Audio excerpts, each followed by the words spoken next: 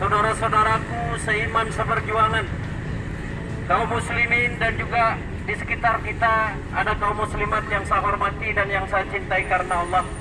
Alhamdulillah, di pagi hari ini menjelang siang dengan seizin Allah kita bisa berkumpul di suatu tempat yang mana tempat cukup sejuk, cukup apa ini? Dalam rangka kita mencoba belajar mentaati sebuah firman Allah di dalam Al-Quranul Karim, ya ayyuhalladzina amanu atiullaha wa atiur rasul wa ulil amri minkum. Dalam rangka kita mempraktekkan sebuah ajaran agar umat Islam ini selalu taat kepada Allah, umat Islam selalu taat kepada Rasulullah, dan umat Islam selalu taat kepada ulil amri di tengah-tengah umat Islam itu sendiri. Maka pada kesempatan kali ini kita sebagai warga Khilafah Islam yang dikenal dengan Khilafatul Muslimin adalah sebuah jamaah yang mana Khilafah Islam ini sebenarnya suatu jamaah yang sudah lama disampaikan oleh Rasulullah SAW. Tapi kenapa sekarang ini umat Islam sedikit sekali yang memahami dan yang mengenal tentang di mana umat Islam harus bersatu dan kepada siapa umat Islam harus taat kepada pemimpinnya. Maka tentunya setelah Rasulullah SAW wafat, kita semua tahu dan paham bahwa umat Islam tidak lagi dipimpin oleh seorang nabi, tapi umat Islam dipimpin oleh seorang khalifah. Dan ketika beliau menyampaikan sebuah hadis di mana sesungguhnya Bani Israel dipimpin oleh seorang nabi, apabila nabi yang satu meninggal diganti nabi yang lain, begitu seterusnya sampai dengan aku, maka setelah aku yang dimaksud Nabi Muhammad SAW, umat Islam tidak lagi dipimpin oleh seorang nabi, tapi dipimpin oleh seorang khalifah. Pada saat itu orang-orang yang kita kenal dekat dengan Rasulullah, orang-orang yang lebih jauh pandai daripada kita, orang-orang yang lebih fasih memahami Al-Quran, orang-orang yang lebih jelas mendengarkan hadis Rasulullah SAW, ketika Rasulullah menyampaikan hadis itu dan ketika Rasulullah wafat, mereka orang yang hebat-hebat ini tidak membuat partai. Mereka tidak membuat firqah-firqah yang baru. Mereka tidak membuat kelompok-kelompok yang baru. Tapi seluruh orang-orang yang pada saat itu dekat kepada Rasulullah SAW, bahkan sampai jasad Rasulullah tidak dikubur, belum dikubur, sebelum umat Islam mendapatkan seorang pemimpin. Maka akhirnya mereka bermusyawarah, diangkatlah dalam musyawarah itu Abu Bakar As-Siddiq sebagai khalifah yang pertama. Tiga malam 2 hari jasad Rasulullah tidak dikubur. Ini pertanda pentingnya umat Islam harus punya seorang pemimpin. Dan pemimpin umat Islam adalah setelah wafatnya Nabi Muhammad SAW adalah seorang khalifah. Dan ini sekali lagi saya sampaikan dipraktekkan oleh orang-orang hebat, orang-orang yang dekat dengan Rasulullah SAW. Abu Bakar diantaranya, Umar bin Khattab, Utsman bin Affan, Ali karamallahu wajah, dan dilanjutkan oleh bani-bani. Dan ada 3 bani yang cukup populer dalam sejarah, ada Bani Umayyah, ada Bani Abbasiyah, dan juga Bani Utsmaniyah. Ternyata perjalanan mereka hanya sebagian kecil saja yang umat Islam memahami. Tapi bagi orang-orang yang memahami, tahu persis bahwa Khilafah Islam ini hancur pada tanggal 3 bulan 3 tahun 1924. Maka ketahuilah bahwa semenjak tahun itu, tanggal 3 bulan 3 tahun 1924, umat Islam tidak lagi mempunyai seorang pemimpin. Umat Islam tidak ada lagi punya ulil amri. Maka ketika umat Islam keadaan firqah-firqah, ketika umat Islam sedang berpecah belah, maka tentunya umat Islam mudah diadu domba. Hal ini terbukti walaupun ada negara yang mengklaim dirinya negara mayoritas Islam, bahkan ada suatu negeri yang bertetangga dengan negara-negara Islam. Tapi bagaimana kenyataannya ketika ada saudara kita umat Islam yang tidak berdosa, mereka dipantai.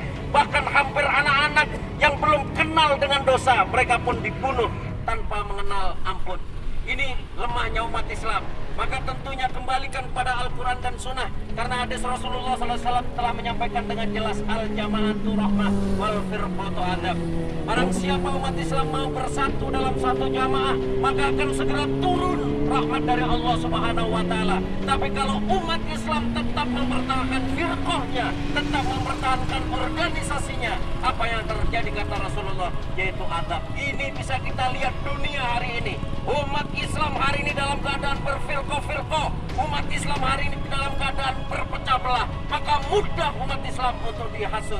Maka tentunya kita sedang mencoba untuk menjadikan pelopor, memberikan pemahaman kepada seluruh umat Islam sedunia, khususnya yang ada di Indonesia, tepatnya yang ada di stadion ini, bahwa umat Islam wajib punya seorang pemimpin.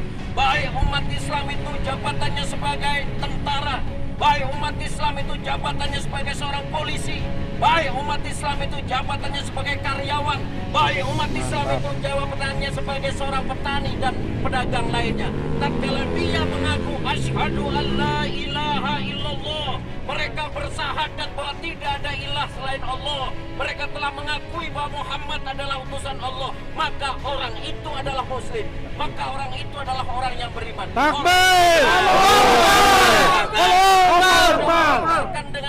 Dengan tahlil dan syahadat yang sama, maka diperintahkan oleh Allah, wahai orang-orang yang beriman, taat kalian kepada Allah, taat kalian kepada Rasulullah, dan taat kalian kepada ulil amri. Jadi siapapun dan apapun profesinya ketika dia Islam, maka dia wajib punya seorang pemimpin umat Islam, bukan seorang raja. Pemimpin umat Islam bukan seorang ratu. Pemimpin umat Islam bukan seorang perdana menteri. Pemimpin umat Islam bukan ketua umum. Tapi pemimpin umat Islam, Nabi Muhammad yang menyampaikan, setelah aku wafat, pemimpin umat Islam adalah seorang khalifah. Sayangnya hal yang semacam ini tidak disampaikan di atas mimbar, tidak disampaikan di stadion-stadion. Umat Islam hanya cukup dikasih pemahaman tentang sholat dan puasa, sehingga ketika umat Islam hari ini menyampaikan tentang kepemimpinan, minggir satu-satu, tidak mau dengerin. Seakan-akan pengajian aneh, seakan-akan pengajian yang disebut segala macam gelar. Padahal kita hari ini orang-orang yang insya Allah, karena kita sadar bahwa kita ini tinggal di bumi Allah dan diciptakan oleh Allah, maka agar kita fitrah di hadapan Allah, maka kita harus memakai hukum Allah. Dan yang memperlakukan hukum Allah di dunia ini hanya Nabi dan para khalifah. Selain itu tidak. Maka pada tanggal 13 Rabiul Awal 1418, tepatnya pada tanggal 18 Juli tahun 1997, dimaklumatkan kembali sistem kekhilafan Islam oleh Syekh Abdul Qadir Hasan Al-Baroja. 23 tahun perjalanan kekhilafan Islam, alhamdulillah. Kalau dahulu di stadion ini tidak tampak satu dua pun orang yang memakai seragam hijau, tidak tampak di Kerawang dan sekitarnya orang yang memakai baju seragam semacam ini. Tapi setelah perjalanan kekhilafan Islam hari ini, alhamdulillah. Dan ternyata kehadiran kali ini kita juga dikawal oleh Bapak Polisi kita. Takbir! Takbir!